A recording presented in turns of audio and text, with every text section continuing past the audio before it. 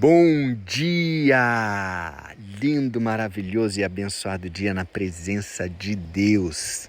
Estamos no dia 784 do projeto Bíblia para Iniciantes, continuando aqui a primeira carta de João à igreja, no capítulo 3, versículos 11 a 14 hoje. 4 versículos poderosos.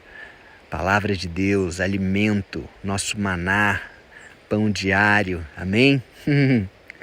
Olha só, o título desta mensagem é Amem uns aos outros. E começa assim, versículo 11. A mensagem que vocês ouviram desde o princípio é esta, que nos amemos uns aos outros. Desde o começo, essa é a mensagem mais importante. Lógico, a Deus em primeiro lugar, mas aqui ele fala que como que você fala que ama a Deus se você não ama o seu irmão? Então, para você provar que ama a Deus, você precisa antes amar o teu irmão. Amém? Lógico que o amor ao teu irmão vem pelo amor que você tem a Deus e pelo amor de Deus que flui através de você. Mas a prova de que você ama a Deus é essa. Você ama verdadeiramente o seu irmão, não apenas com palavras, mas com atitudes. Então, essa é a mensagem, porque ele está falando lá no começo do capítulo, ele está falando de pecado, que o pecado é a quebra da lei. E a lei é essa, se resume a isso, tá? Ao amor a Deus, a você mesmo e ao próximo. E ele exemplifica aqui, né? Ele traz uma situação bem clara para a gente entender o que é cumprir a lei e não cumprir a lei. Ele diz assim no versículo 12, não sejamos como Caim, que pertencia ao maligno ou ao diabo e matou o próprio irmão. Olha só, ele matou o irmão. O primeiro filho gerado, né, por homem e mulher, porque Adão e Eva foram gerados direto de Deus, né?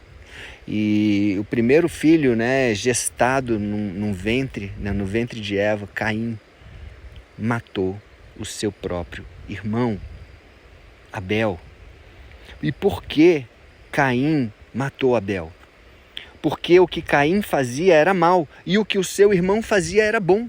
Olha aí, os opostos, né? A polaridade. Um foi para um caminho oposto ao outro. Abel fazia tantas coisas boas que ele é citado lá em Hebreus 11 como sendo o primeiro herói da fé. Abel. Muitas pessoas acreditam que o primeiro herói da fé é Abraão, mas quando a gente vai lá, você vê, Abel é o primeiro herói da fé, é uma referência para nós. Quando você entende que Abel, ele deu do seu melhor a Deus, você entende que Abel amava verdadeiramente a Deus. Você entende que Abel, ele tinha a bondade de Deus no coração dele. Ele era generoso. Ele deu do melhor, da sua primícia, daquilo que era mais importante para ele. Não, Caim deu daquilo que sobrava, daquilo que não era ali o melhor dele. E quando ele viu que Abel fez o que era bom, em vez de ele se inspirar em Abel, olhar para Abel e falar, poxa, que legal, eu vou fazer como meu irmão. Ele fez o quê? Ele sentiu inveja, porque Deus se agradou da oferta que Abel fez, da oferta que Abel trouxe a ele, mas Deus não se agradou da oferta de Caim. E Caim, como era mau, fez o quê? Aquilo cresceu no coração dele, ele odiou o seu irmão, primeiro no seu coração, e depois matou o seu próprio irmão. Uau, que triste isso. Então existe, até hoje isso existe, nos corações dos seres humanos. Quantos irmãos, ao invés de se amar, se odeiam? Quantos irmãos nem se falam? Quantos irmãos não se perdoam? Então, não adianta você dizer que ama Deus se você não ama o seu irmão. e até o seu próprio inimigo, porque Jesus veio e falou, olha, não adianta nada você amar só quem te faz o bem, você tem que amar também quem te faz o mal. Uau! Ele sobe aí, né, a barra, o nível, para que a gente entenda que é muito além daquilo que a gente imagina, não é o cômodo, é aquilo que tira a gente da nossa zona de conforto. Amar exige uma atitude, amar exige você se doar, amar exige você dar o seu melhor, servir. Amém? Versículo 13. Meus irmãos, não estranhem se as pessoas do mundo os odeiam. Olha só, ele já está dando exemplo. Caim odiou Abel. Por quê? Porque ele era bom. Então ele fala, não estranhem, as pessoas do mundo vão odiar você. As pessoas do mundo vão olhar para a sua generosidade, para a nossa generosidade. Poxa, a gente se doa, serve, dá o nosso melhor, lava os pés, ama os inimigos. As pessoas do mundo não entendem isso, elas ficam com raiva disso. Elas odeiam isso. E no versículo 14 diz, nós sabemos que já passamos da morte para a vida, e sabemos isso porque amamos os nossos irmãos. Quem não ama está ainda morto. E aí eu quero trazer aqui o próprio João, que escreveu essa carta, no evangelho que ele escreveu, no capítulo 3, ele descreve uma conversa onde Jesus está conversando com Nicodemos, um cara, um grande conhecedor da lei. E Nicodemos vai até ele no meio da noite ali para ninguém ver e começa a fazer perguntas.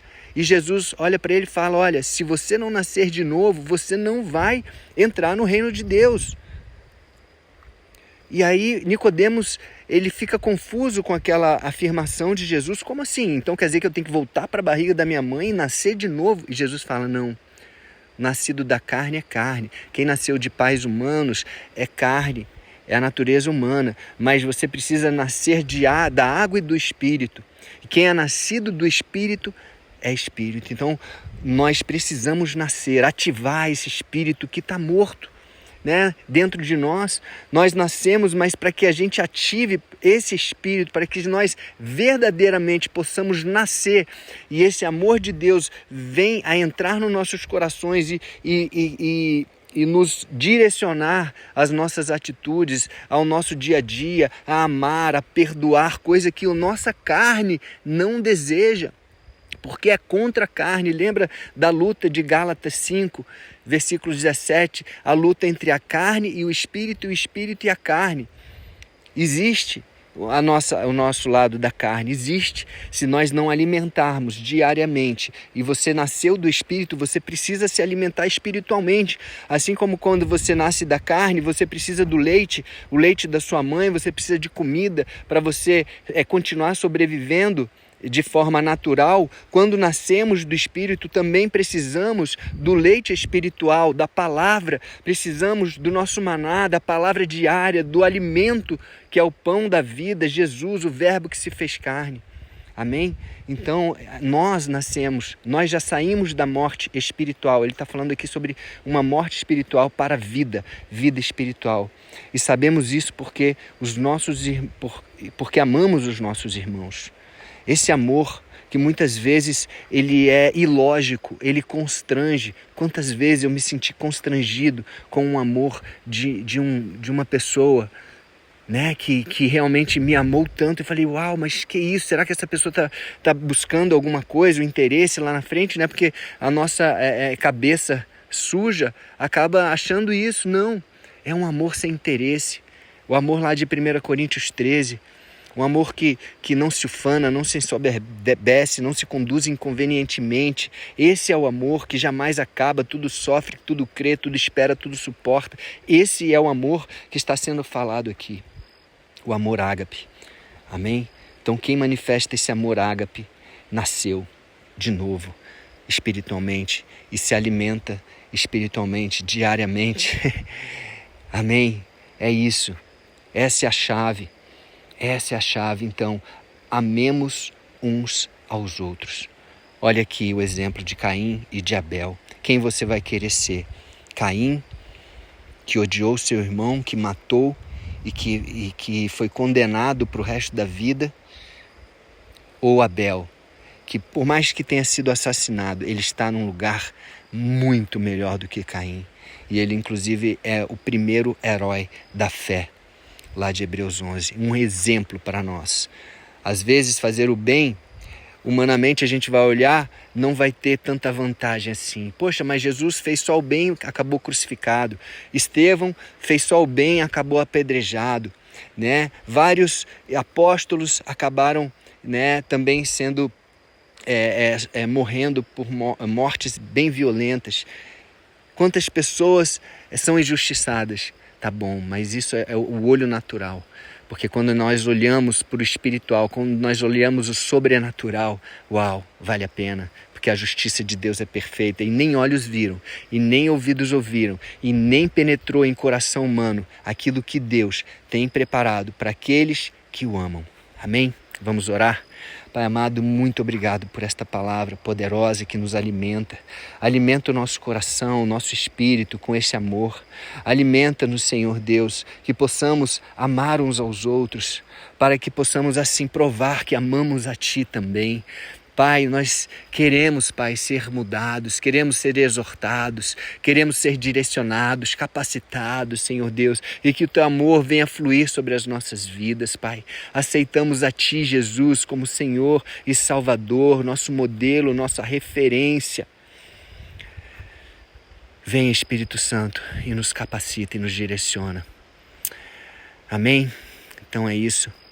Que palavra, hein? Um beijo no coração. E até o próximo dia do projeto.